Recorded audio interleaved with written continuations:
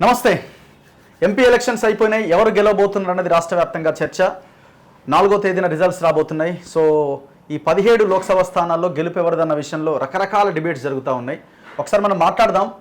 ఈ ఎలక్షన్కిలో ఎవరికి ఎన్ని సీట్లు వచ్చేది, తెలంగాణ భవిష్యత్తు మీద ఏమైనా ఆధారపడి ఉన్నదా, ఈ ప్రభుత్వ భవిష్యత్తు మీద, ఇది కూడా మనం డిస్కస్ చేయాల్సిన అంశం. నా ముందు తెలంగాణ ఉద్యమకారుడు గాదా ఇన్నయ్య గారు ఉన్నారు. సార్ నమస్తే.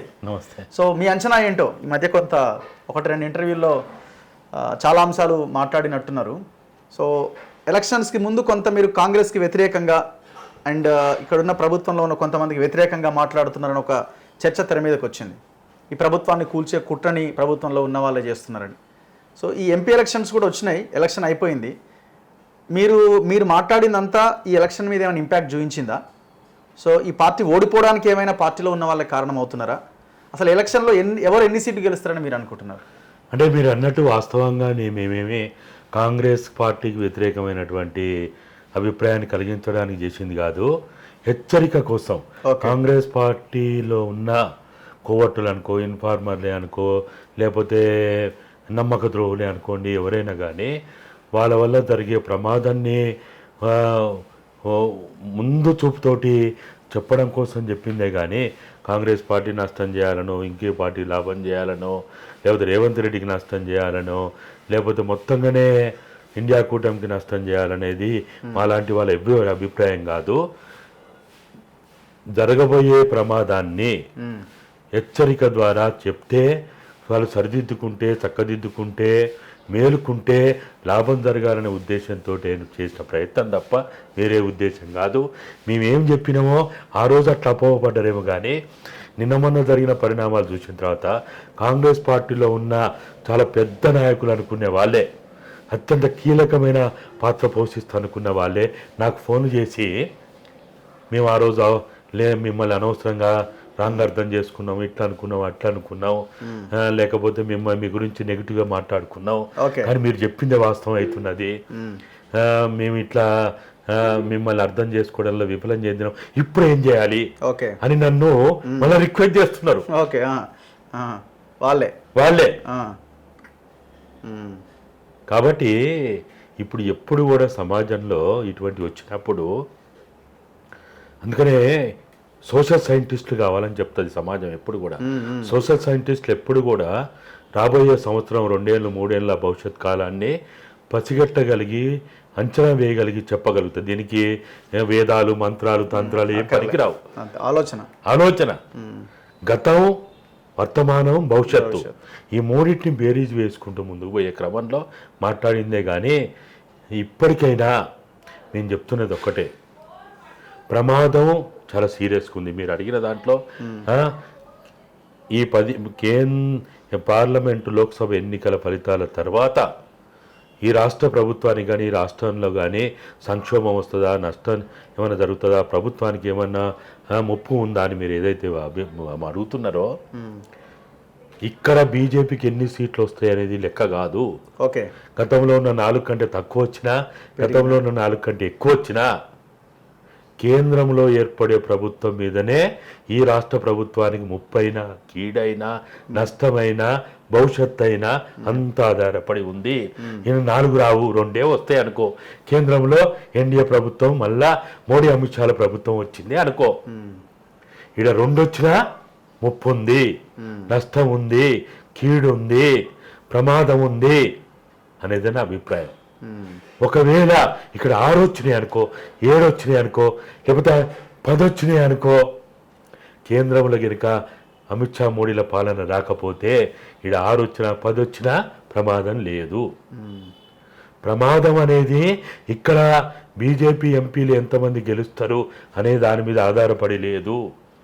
కేంద్రంలో రేపు జూన్ 4వ తారీఖు తర్వాత ఫలితాల తదనంతరం ఏర్పడబోయే ప్రభుత్వం మీద ఆధారపడి ఉంది ఈ రాష్ట్ర ప్రభుత్వం భవిష్యత్తు, రేవంత్ భవిష్యత్తు, బీఆర్ఎస్ భవిష్యత్తు, బీజేపీ భవిష్యత్తు.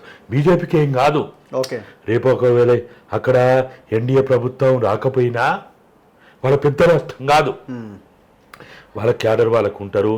అది క్యాడర్ బేస్డ్ పార్టీ, లేకపోతే ఓటర్ బేస్డ్ పార్టీ, ఒక ఫిలాసాఫికల్, ఒక ఐడియాలజికల్, లేకపోతే ఓల్డ్ టైమర్స్తో కూడినటువంటి సుమారు 70-78 అవి విభాగాలు కలిగినటువంటి ఓల్డ్ టైమర్సే ఈ దేశంలో ఎవ్వరికి లేనంత మంది ఓల్డ్ టైమర్స్, కమ్యూనిస్ట్ పార్టీలకు లేనటువంటి ఓల్డ్ టైమర్స్ కలిగినటువంటి పార్టీ అది. సాధువులు సన్యాసులు ఈవెన్ క్రిస్టియన్స్కి ముస్లిమ్స్ కూడా అంతమంది లేరు, సాధువులు సన్యాసులు అంతమంది ఉన్నారు వాళ్ళకి. కాబట్టి ఆ పార్టీకి ఏమీ నష్టం లేదు. కానీ నష్టం ఒకవేళ కేంద్రంలో ఎన్డీఏ రాకున్నా, ఎన్డీఏ వస్తే అసలు ఇక అది వాళ్ళకి ఇక అది అంతే, ఇక వాళ్ళకి ఇక మన మాటల్లో చెప్పలేము. ఓకే, వాళ్ళ స్పీడ్కి ఆ స్పీడ్లో వెళ్ళిపోతారు వాళ్ళు. కానీ ఇక్కడ మాత్రం రేపు రాబోయే రోజుల్లో ఎన్డీఏ గినక రూలింగ్లోకి వస్తే రేవంత్ ప్రభుత్వం ఉంటుందనే నమ్మకం నాకైతే లేదు. అసలు నమ్మకమే లేదు. నమ్మకం లేదు. ఇమీడియట్ ఎఫెక్ట్ ఉంటుందా, ఎప్పుడైనా జరగవచ్చు? ఏమన్ 2 months అంతే. ఫస్ట్ వాళ్ళు ఏం చేస్తారు, 3-4 అంశాలు ఎత్తుకుంటారు. ఒక నెంబర్ 1, ఓల్డ్ సిటీని ప్రయోగశాలగా చేసుకొని మొత్తంగా కూడా ఇక్కడ ఒక రకమైనటువంటి అనిశ్చిత పరిస్థితి, అభద్రతతో కూడిన పరిస్థితి ఏర్పాటు చేస్తారు. Okay, number 1. నెంబర్ 2, విదేశీ అప్పులు పుట్టనీయకుండా చేస్తారు. నెంబర్ 3, కేంద్రం నుంచి రావాల్సిన నిధులు రానియకుండా చేస్తారు. ఈ 3 చేసిన తర్వాత రాష్ట్ర ప్రభుత్వం నడుస్తుందంటవా, ఉంటుందంటవా? ఈ 4వది ఏంటిది, బీఆర్ఎస్లో ఉన్నోళ్ళని, కాంగ్రెస్లో ఉన్నోళ్ళని, వ్యాపార వర్గాలని, లేకపోతే కాంట్రాక్టర్లని నయాన భయాన వాళ్ళకు ఉన్నారు కదా, వాళ్ళ వాషింగ్ మిషన్లు ఉన్నాయి కదా వాళ్ళకి, సిబిఐలు, ఈడీలు, లేకపోతే ఇంకా అవి ఉన్నాయి కదా వాషింగ్ మిషన్లు, వాటిని ఉపయోగిస్తారు. ఓకే, తీసుకొచ్చుకుంటారు, అయిపోయా, ఏమున్నది ఆడ. సో ఇప్పుడు ఎన్ని ఎంపీ సీట్స్లు ఎవరికి వస్తాయని మీరు అనుకుంటున్నారు? కాంగ్రెస్, బీజేపీ, బీఆర్ఎస్, మీ అంచనా ఏంటో? నాకున్న అంచనా ప్రకారం, నమ్మకం ప్రకారం కాంగ్రెస్ పార్టీ ఖచ్చితంగా 7 సీట్లు అయితే వచ్చే అవకాశం ఉన్నది. 7 పక్కా అనిపిస్తున్నది. ఓకే, ఆదిలాబాదు, పెద్దపల్లి, ఆదిలాబాద్ కాంగ్రెస్ గెలుస్తుంది. ఓకే, ఆదిలాబాదు, పెద్దపల్లి, వరంగల్, మహబూబాబాద్, ఖమ్మం, నల్గొండ, నాగర్ కర్నూల్, ఇవైతే పక్కా గెలుస్తాయనే అభిప్రాయం నాకున్నది. ఓకే, ఇక వీటి తర్వాత మిగతా అన్ని కూడా ఇక అది టఫ్ ఉన్నాయి అనేది నా అభిప్రాయం. బీజేపీకి ఖచ్చితంగా గెలగలిగేది కరీంనగర్. ఓకే, దాని తర్వాత మల్కాజ్గిరి. ఈ 2 అయితే పక్కా గెలుస్తుంది అనేది అభిప్రాయం ఉన్నది. ఇక మిగతా అన్ని కూడా చాలా టఫ్ ఉన్నది, ఏదైనా జరగవచ్చు. కొన్ని వాళ్ళకి రావచ్చు. అయితే మొత్తంలో నా అభిప్రాయం, నేను అబ్జర్వ్ చేసింది, నాకున్న ఇన్ఫర్మేషన్ ప్రకారం అయితే సైలెంట్ ఓటు ఎక్కువగా ఈసారి కాంగ్రెస్ పార్టీకి పడ్డది. ఓహో, ఓకే, సైలెంట్ ఓటు. అయితే బీఆర్ఎస్ ఓట్లు ఏవైతే ఉన్నాయో, బీఆర్ఎస్ 100% ఓట్లు అనుకుంటే, 100 ఓట్లు అనుకుంటే 40 ఓట్లు బీఆర్ఎస్ సంబంధించిన 40 ఓట్లు కాంగ్రెస్ పడ్డాయి. ఓకే, 30 ఓట్లు బీజేపీకి పడ్డాయి. 30 ఓట్లు మాత్రమే బీఆర్ఎస్కి పడ్డాయి. ఓకే, వాళ్ళ 100 ఓట్లు ఈ విధంగా చీలిపోయినాయి.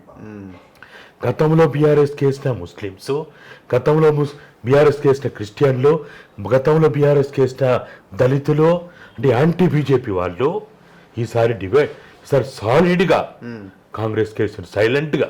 ఓకే, అయితే బీజేపీ గెలుస్తుంది, భువనగిరి గెలుస్తుంది, సికింద్రాబాద్ గెలుస్తుంది, జైరాబాద్ కూడా గెలుస్తుంది, చేవెళ్ళ గెలుస్తుంది, మహబూబ్నగర్ గెలుస్తుంది. ఇట్లా ఏదైతే ఇవన్నీ గెలుస్తాయి అనే ఒక చర్చ బయట ఉందో, ఇంక్లూడింగ్ ఆదిలాబాద్ గెలుస్తుంది అనేది చర్చ ఉందో, ఈవెన్ నిజామాబాదు గెలుస్తుందనే చర్చ ఉందో, నా అభిప్రాయంలో సైలెంట్ ఓటు కాంగ్రెస్ పార్టీకి పడ్డది. ఓకే, అయితే సికింద్రాబాదు, మెదక్, ఇక్కడ బీఆర్ఎస్ కొన్ని ఓట్లు ఎక్కువగా చీల్చే అవకాశం ఉన్నది. ఓకే, సికింద్రాబాదు పద్మారావు గౌడ్, అక్కడ ఆయన మెదక్ వెంకటరామరెడ్డి. సరే, కరీంనగర్ ఎట్లా చీల్చినా కష్టమే, గెలవగలిగే అవకాశం లేదనేది మన, ఎందుకంటే అక్కడ కాంగ్రెస్ వీక్, బీఆర్ఎస్ అక్కడ 2nd ప్లేస్ ఉంటుంది, కాంగ్రెస్ 3rd ప్లేస్ ఉంటుంది అక్కడ. ఓకే, కాంగ్రెస్ 2nd ప్లేస్ ఉన్న కాడ బీఆర్ఎస్ 3rd ప్లేస్కి వస్తుంది. BJP, BRS, Congress 1st, 2nd లో ఎక్కువ స్థానాల్లో ఉంటాయి. బీజేపీ అండ్ కాంగ్రెస్ ఎక్కువ స్థానాల్లో ఉంటాయి. బీఆర్ఎస్కి 0నా లేదు 1 వచ్చే ఛాన్స్ ఉందా ఏమన్నా? మెదక్ మీరేమన్నా వస్తాయి అనుకుంటారా? ఏమో మెదక్ ఏదో ఏమో చెప్పలేమని వాళ్ళు ఏదో హోప్స్ పెట్టుకున్నట్టున్నారు. సరే హోప్స్ ఉండడం తప్ప ఓట్లు పడవచ్చు కానీ రాకపోవచ్చు. అందుకనే మెరుగైన ఓట్లు కరీంనగర్, మెదక్, సికింద్రాబాద్ మెరుగైన ఓట్లు పడ్డాయి. అంతవరకు మనకి కనపడుతుంది. అయితే ఇక్కడ పద్మారావు మీద ఉన్న గౌరవంతో అభిమానంతో క్రిస్టియన్లు ముస్లిమ్స్ కనుక ఓట్లు వేస్తే, ముస్లిం చేయకపోవచ్చు, క్రిస్టియన్ వేస్తే కాంగ్రెస్కి కొంత తక్కువ అక్కడ. అట్లా ఏమన్నా కిషన్ రెడ్డి గారు బయటపడే అవకాశం కనిపిస్తున్నది అక్కడ. అంతే తప్ప కిషన్ రెడ్డి గారు యాజ్ ఇట్ ఈస్గా అయితే కిషన్ రెడ్డి గారు మంచోడు, చాలా సౌమ్యుడు, నాన్ కాంట్రవర్సు, నాన్ కరప్టు, లంపెన్ కాదు, రౌడీ కాదు, ఇవన్నీ అభిప్రాయాలు పీపుల్లో ఉన్నాయి. కానీ మంచోడైనా పార్టీ వాళ్ళకి మోడీ అమిత్ షా కనపడుతున్నారు. కిషన్ రెడ్డి ఇక్కడ అవపడతలేడు. బీజేపీ వ్యతిరేకులందరికీ అట్లంటే మన భువనగిరి, మన గౌడ్ సాబ్, డాక్టర్ సాబ్ మంచోడే, అంతే మంచోడే, అదే కదా బీజేపీ వాళ్ళు అన్నీ అట్లే ఉన్నాయి. ఇప్పుడు కొండా విశ్వేశ్వరరెడ్డి అందరికన్నా మంచోడు అంటారు, చాలా మంచోడు అంటారు. చాలా ఖర్చు పెట్టిండు, స్కూళ్ళని బాగు చేసిండు, శానిటేషన్ చేసిండు, హెల్త్ క్యాంపులు పెట్టిండు, అసలు నాకెంతో మంది చెప్పాడు. అయినా వాళ్ళకి అక్కడ కొండా విశ్వేశ్వరరెడ్డి అవపడతలేడు. ఓటేస్తే అప్పుడు అమిత్ షా మోడీ అవపడతారు. కొన్ని ప్లేస్లో అదే మోడీ ఫేవర్ అయినట్టుంది కదా, మోదీ వేవ్ ఇవన్నీ కనిపిస్తున్నాయి అని అంటున్నారు కదా. అదేదో యూత్ ఓకే ఏ బొబ్బ కేసులు అవన్నీ అదంతా ఓటైనోడు బొబ్బ కేసులు, వాట్సాప్లలో, ట్విట్టర్లలో, సోషల్ మీడియాలో బొబ్బ కేసులు. మీరు చెప్తున్న 7 సీట్లలో 7 పక్కా కాంగ్రెస్ గెలుస్తుంది అంటున్నారు, 2 పక్కా బీజేపీ గెలుస్తుంది. మిగతా ఇంత టఫ్ ఇస్తుందంటే బీజేపీ రాష్ట్రంలో బలంగా పాగా వేస్తున్నట్టే కదా. బీజేపీ గొప్పతనం కాదు ఇది. కేసీఆర్ అనే ఒక మూర్ఖుడు, ఒక తెలంగాణ వ్యతిరేకి, తెలంగాణ ద్రోహి, ఆయన కంటే ముఖ్యంగా కేటీఆర్ అనే ఒక అహంకారి తెలంగాణ ద్రోహి చేసిన నష్టం వల్ల అసలు నిజంగా చెప్పాలంటే ఈ లోక్సభ ఎన్నికల సందర్భంలో తెలంగాణ సమాజం అంతా ఒక కన్ఫ్యూజన్లో ఉన్నారు. క్లారిటీ ఎన్నికలు కాదు ఇది. అసెంబ్లీ ఎన్నికలప్పుడు చాలా క్లారిటీగా ఉండే, ఎవరిని ఓడించాలి, ఎవరిని గెలిపించాలి, ఎవడు శత్రు, ఎవడు మిత్రు. ఇక్కడ శత్రువు ఎవడో తెలియదు, మిత్రుడు ఎవడో తెలియదు. మీడియాకి అదే కన్ఫ్యూజన్, ప్రజల కన్ఫ్యూజన్. అయితే నాకు మొత్తం కనిపించేది ఏంటంటే ఈ దేశవ్యాప్తంగా జరిగిన ఎన్నికల్లో ఓటర్లు ఓట్లేస్తే మోడీ అమిత్ షాల పాలన ఇక ఉండదు. ఈవీఎంలు ఓట్లేస్తే మోడీ అమిత్ షాల పాలన వాళ్ళన్న 400, 420, 300 ఉంటాయా లేవని పక్కన పెట్టినా మోడీ అమిత్ షాల పాలన ఖచ్చితంగా ఉంటుంది అనేది నా పర్సనల్ ఒపీనియన్. ఈవీఎంలు ఓట్లేస్తే, ఓటర్లు ఓట్లేస్తే అసలు ఇక్కడ కాదు, యూపీలో కాదు, గుజరాత్లో కాదు, రాజస్థాన్లో కాదు, మధ్యప్రదేశ్లో కాదు, ఇక్కడ నాకు భారత్ బచావో ద్వారా నాకున్న కాంటాక్ట్స్లో, నేను నాకున్న తక్కువ సమయంలో వైడ్ నెట్వర్క్లో నాకున్న ఇన్ఫర్మేషన్ ద్వారా చెప్తున్నా. ఇప్పుడు కేసీఆర్ రోడ్ షోలు ఇవన్నీ తిరిగిండు కదా, ఎందుకు కనీసమైన పోటీ ఇవ్వలేకపోయింది? చివరికి ఓటింగ్ రోజున మీరు బీజేపీకి వేయండి, మీరు ఈ పార్టీకి వేయండి అని చెప్పుకోవాల్సిన సిచ్యువేషన్ ఎందుకు వచ్చింది రాష్ట్రంలో? ఆ పార్టీకి తిరిగిండు కదా, గట్టిగానే తిరిగిండు కదా. కేసీఆర్ అనే వ్యక్తి కాళ్ళతో దేక్కుంటూ, ముక్కుతో దేక్కుంటూ తిరిగినా కానీ ఇప్పుడు ఎవ్వరు దేకే పరిస్థితి లేదు. ప్రజలకి వీళ్ళు దాచుకున్నారు అనేది బలంగా వెళ్ళిపోయింది. అది ఇప్పటికీ అహంకారం తోటున్నారనేది ప్రజల్లో వెళ్ళిపోయింది. కనీసం తప్పు జరిగింది, తప్పు అయింది, తప్పు చేసినామనే ఒక్క మాట వచ్చిందా? ఇంత మొత్తం ప్రాసెస్లో వచ్చింది ఎక్కడన్నా? మాట్లాడిండా? క్షమాపణ చెప్పిండా? అప్పీల్ చేసిండా? జరిగిన దానికి ఎక్కడైనా అర్థవంతమైన ప్రజలకి ఉపయోగపడే రీతిలో ఎక్కడైనా మాట్లాడిండా? ఇంకా ప్రజలు తప్పు చేసిండ్రు, లేకపోతే ప్రజలు అట్లా అంటున్నాడు కానీ మేము తప్పు చేసినా అని ఆ మూర్ఖుడు, ఆ విధవ ఎక్కడైనా మాట్లాడిండా? హరీష్ రావు మాట్లాడిండా? కేటీఆర్ మాట్లాడిండా? ఎక్కడైనా మాట్లాడిండా? వాళ్ళు ఆమె జైల్లో కూర్చొని ఇంకా పొంకరాలు మాట్లాడుతుంది, ఎక్కడైనా మాట్లాడిందా? తెలంగాణ సమాజం అంత ఎడ్డిది గుడ్డిది కాదు, అంత పిచ్చిది కాదు. ఎవరిని పడితే వాడిని ఎత్తుకుంటారు, ఆకాశానికి ఎత్తుకుంటారు, మొయ్య చేత కాకుండా మోస్తారు. కానీ ఒక్కసారి దించిన తర్వాత మళ్ళీ ఎత్తుకోవాలంటే టైం పడుతుంది. ఏం తక్కువ నష్టం చేసిందా, తక్కువ ద్రోహం చేసి కొన్ని వందల సంవత్సరాలు జరిగినంత విధ్వంసం 10 ఏళ్లలో జరిగింది. భూములు బాయినా, చెరువులు బాయినా, కుంటలు బాయినా, విద్యా వ్యవస్థ బాయినా, వైద్య వ్యవస్థ బాయినా, మన ప్రజాస్వామ్య వ్యవస్థలో ఉన్న అన్ని వ్యవస్థలు నాశనమైనయా? ఏమున్నది ఇక్కడ? ఇంత నాశనం చేసి ఇంకా మేమేదో గొప్పగా చలామణి అవుతాం, మేమేం తప్పు చేయలేదు. అరే తప్పు చేస్తే, ఇప్పుడు నేను ఏదైనా తప్పు చేస్తే నేను ఒప్పుకుంటే నా కిరీటాలు పడిపోతాయా?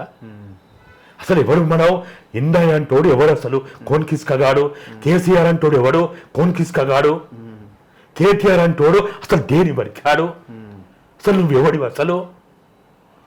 అరే తప్పు జరిగినప్పుడు ఒప్పుకుంటే ప్రజలు క్షమిస్తారు.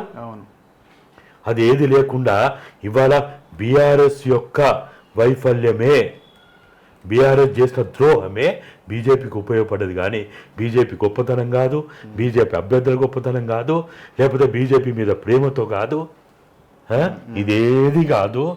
వాస్తవం ఏందో మనకు ఇప్పుడు ఆదిలాబాద్లో ఎక్కడ లేనంత ఎక్కువ మంది ఎమ్మెల్యేలు బీజేపీకి అక్కడనే ఉన్నారు. మరి ఎందుకు ఓడిపోబోతున్నది అక్కడ?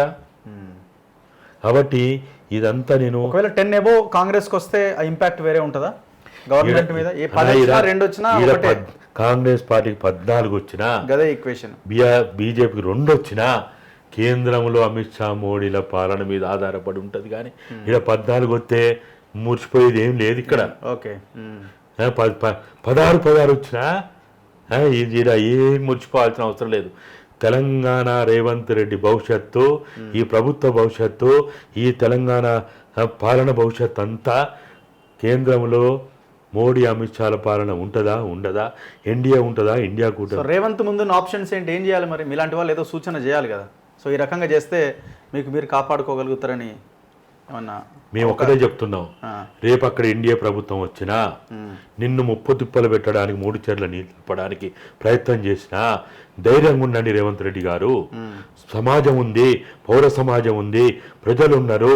నీ కార్యకర్తలే కాదు, నీ నాయకులే కాదు, సమాజం ఉంది. సమాజం గొప్పది, ప్రజలు గొప్పోళ్ళు, ఆదివాసీలు, దళితులు, గిరిజనులు, బహుజనులు, సమాజం మొత్తం ఉంటుంది.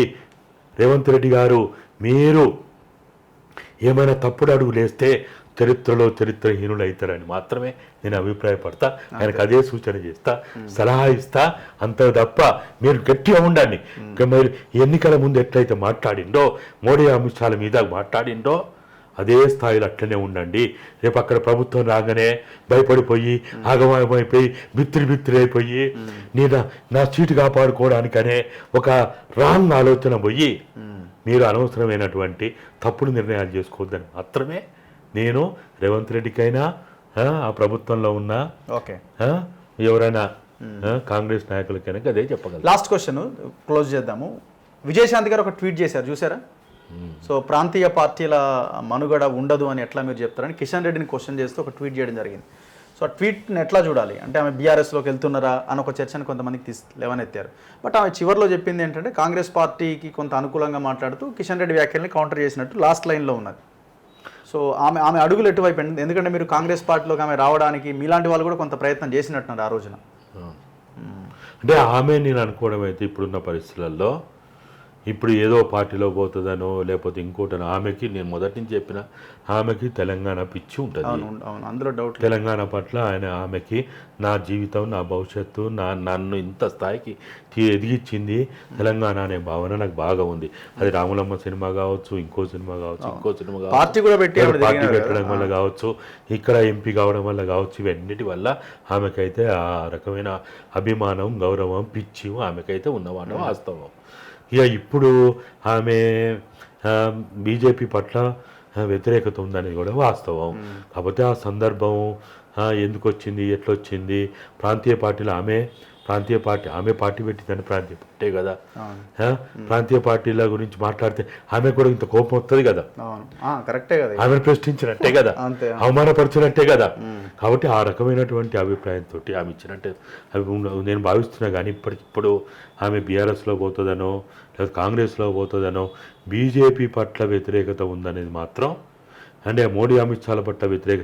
ఆమె బీజేపీ అంటే బీజేపీలో అందరి పట్ల కాదు, అద్వానీ గారి పట్ల అపారమైన గౌరవం ఉంటుంది ఆమెకి, తండ్రిలాగా భావిస్తుంది. అంటే ఒక పార్టీని వ్యతిరేకిస్తుందంటే పార్టీలో అందరిని కాదు, ఆ విధంగా ఆమె ట్వీట్ చేస్తుంటుందేమో కానీ ఇప్పటికిప్పుడు ఆమె నిర్ణయాలు ఇంకో పార్టీలో ఏం చేయకపోవచ్చు. Anyway thank you sir, thank you very much. ఇది గాదే ఎన్ఏ గారితో స్పెషల్ ఇంటర్వ్యూ. చూస్తూనే ఉండండి మన తొలి వెలుగు.